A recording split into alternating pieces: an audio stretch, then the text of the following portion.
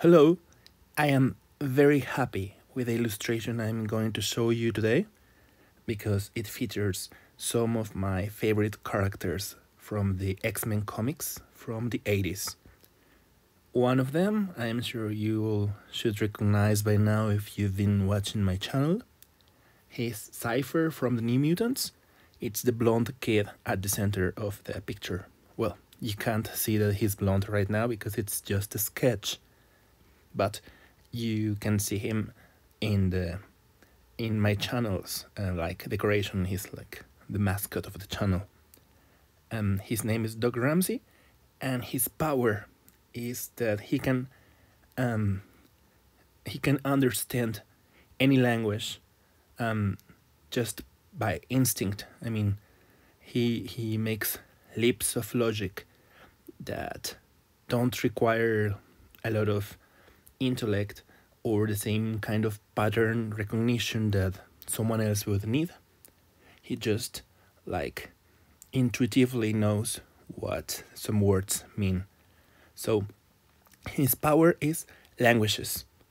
So you can understand that in a team where the other kids have the powers to transform into a werewolf, or to have super strength, or to be invulnerable while flying, or one of them is a demon sorcerer, so having the powers of understanding and speaking any language would make him feel like inferior to the rest, because he is not as good as the others in a fight. So that's like the main character in this picture. He's at the center, but all around him we can find the Marauders, who are like some X-Men main antagonists of the mid-80s. Before then, at the start of the 80s, we had the Hellfire Club. They are more famous among X-Men fans because they appeared during the Dark Phoenix saga, which is very well known because it has been adapted to movies and cartoons, and well, those were the Hellfire Club.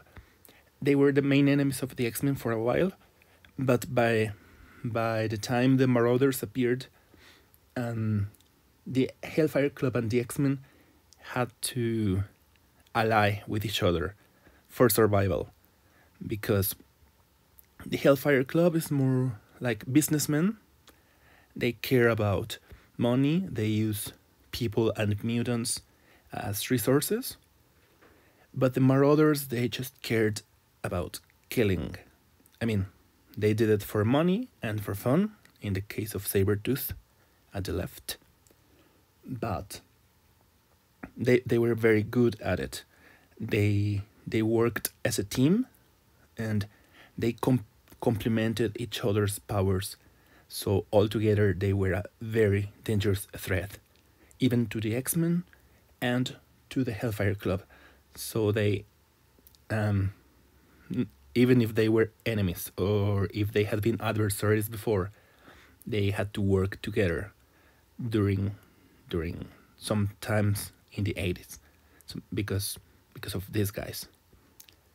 It was not known back then, but the Marauders worked for Mr. Sinister, who had not yet appeared, and he gave them a special job, which was to kill an entire community of mutants who lived in under New York in some tunnels. There are the Morlocks, like they're called Morlocks, just like the race from the future in the Time Machine novel. And they are mutants who are not beautiful like the X-Men, or they don't have fancy powers. They're like the ugly mutants, the ones who got powers that are not as useful. So they are rejected by society, and they flee society and live together under the city. So these Morlocks had already been adversaries to the X-Men, but by this time their ruler was Storm Ororo from the X-Men, and because of that, she had to bring the X-Men to protect him from the Morlocks. And I think they would have done it even if she were not their leader by then. But so when they arrived, it was like already too late, because the Marauders had found these Morlocks and killed a lot of them in a very short time. Even X-Factor and the mighty Thor had come to help.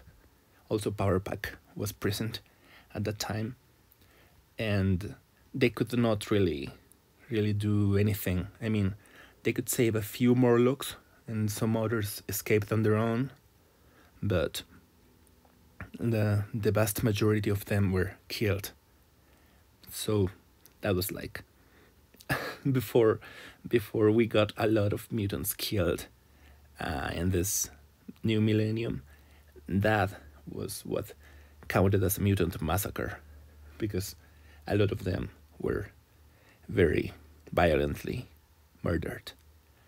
And well, these are the guys who got the kid who doesn't have fighting power, so you know what kind of day he's gonna have.